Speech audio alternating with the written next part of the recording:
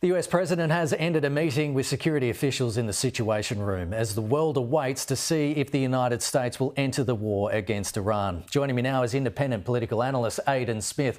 Aidan, good to see you this morning. There's been extraordinary scenes in Tehran as people tried to leave the city following Donald Trump's call for residents to evacuate.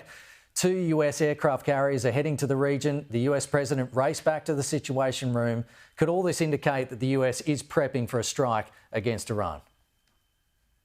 As it definitely stands, there's more of a reason to think so than I think there has been in probably, I would say the last 10, 20 years. The prospect of a U.S. intervention directly in Iran and, engaging in a full-scale war has been one of the biggest fears of, obviously, non-interventionists in the U.S. and, the public across the world, given how catastrophic that would likely prove.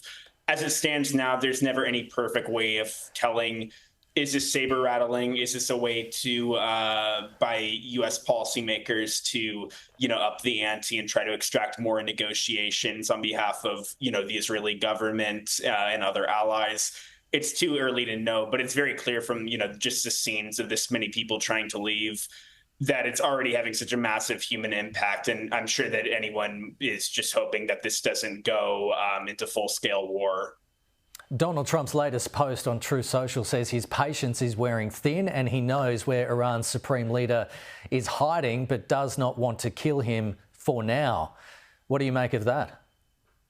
Well, I think it's interesting because from what I understand, Netanyahu, the Israeli prime minister, I don't know if he directly said it or not, but at least in terms of headlines I personally saw, there was talk of flirtation with the idea of like a surgical strike to take out Ayatollah Khamenei. Obviously, we've seen in the past 5 years, we've seen either from the Israeli military or the U.S. back in January 2020 when Soleimani was killed, the possibility of surgical attacks on top Iranian leaders.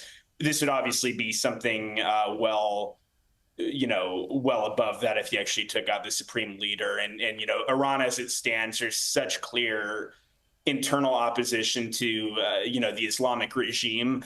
But when you think about what the possibility of a foreign country actually doing a surgical strike and taking out the supreme leader, I think that would cause massive uproar among Iranians, including those fervently opposed to the regime, and it would just lead to probably further escalations. Donald Trump claims Iran was very close to having a nuclear bomb, but Tulsi Gabbard, the US National Intelligence Director, told US lawmakers in March that there was no intelligence suggesting Tehran was building bombs. US intelligence assessments concluded that Iran was up to 3 years away from being able to produce and deliver a bomb. What do you think? As far as I can tell, and it's obviously at some level a layman's analysis of this specific thing in terms of the technicals of nuclear enrichment, nuclear development.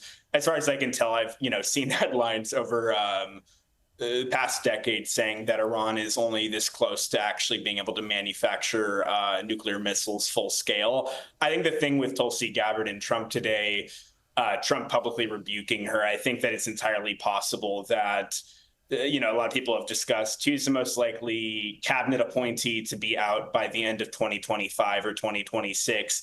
I think if you keep seeing this kind of internal conflict between Gabbard and the White House, it's entirely possible we'll see Gabbard removed from the position in the next year, as far as I'm concerned. So I think that's one to watch. Aidan Smith, appreciate your thoughts this morning. Thanks for coming on the program. We'll talk to you again soon.